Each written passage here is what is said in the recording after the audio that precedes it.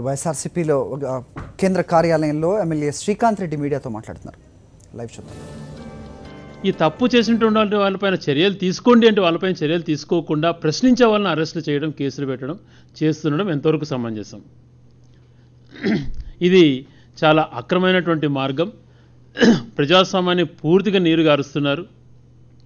ఏ రకంగా అయితే తాలిబాన్ పాలన గురించి మాట్లాడుకుంటామో ఆ రకమైనటువంటి పాలన కొనసాగిస్తున్నారు.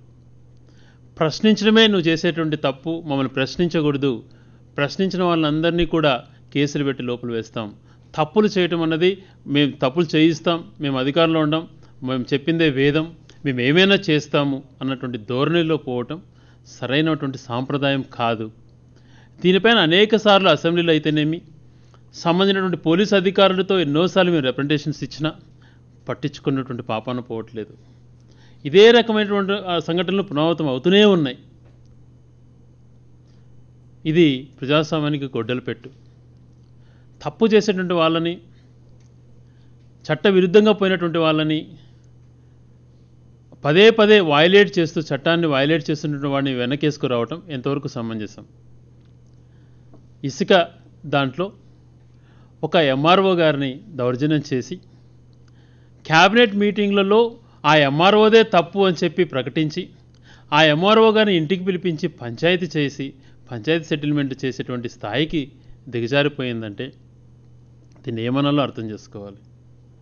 ప్రజాస్వామ్యంలో ఒకరు అధికారంలో ఉంటారు, ప్రతిపక్షంలో ఉంటారు, ఇంకొకసారి మార్పులు చెందుతూనే ఉంటాయి. కానీ అధికారులు వాళ్ళ యొక్క బాధ్యత వాళ్ళు నెరవేర్తించాలి.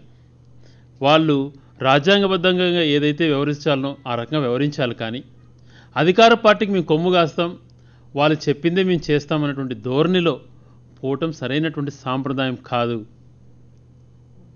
బంద్ను విఫలం చేసి మీరు సాధించేది ఏందో అర్థం కావట్లేదు. స్వచ్ఛందంగా ప్రజలు బంద్ చేస్తుంటే దాన్ని దౌర్జన్యకరంగా షాపులు తెరిపించేసేసి నాయకులు గృహ నిర్బంధం చేయడం అయితేనేమి, కేసులు బనాయించడం అయితేనేమి, ఎందుకు వీటిపైనటువంటి ఇంట్రెస్ట్? తప్పు చేసినటువంటి వాళ్ళపైన దృష్టి పెట్టి వాళ్ళని అరెస్ట్ చేయొచ్చు కదా. ఆ రకంగా చేయకుండా నీరసన తెలియజేసేటువంటి వాళ్ళపైన మీ కరపెత్తనం చేయటం కరెక్ట్ కాదు.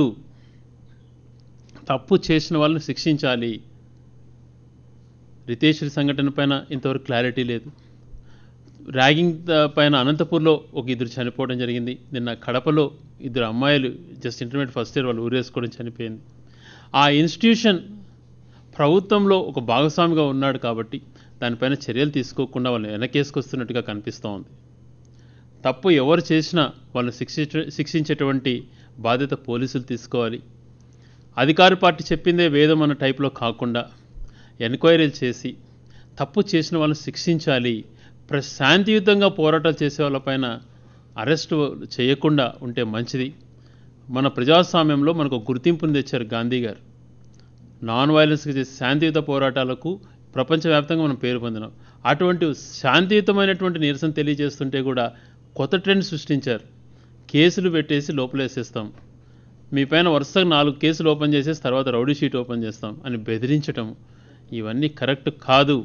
ఇప్పటికైనా మారి తప్పులు చేసినటువంటి వాళ్ళపైన చర్యలు తీసుకోవాలని చెప్పి వైఎస్ఆర్సీపీ నుంచి మేము గట్టిగా డిమాండ్ చేస్తాం.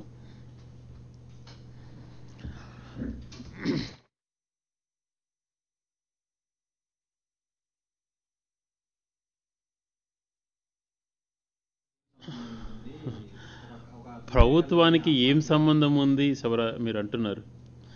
పుష్కరాలలో వాళ్ళ సొంత వ్యవహారం కోసం 29 మంది చనిపోతే దాన్ని శవరాజకీయం అంటారు. నిర్దాక్షిణ్యంగా బాలికలు ఒకటే ఇన్స్టిట్యూషన్కి సంబంధించిన వాటిలో 14 మంది చనిపోతే దాన్ని ప్రశ్నిస్తే శవరాజకీయాన్ని ఎదురుదారి చేయడం ఎంతవరకు సమంజసం? అంటే ప్రశ్నించకూడదా?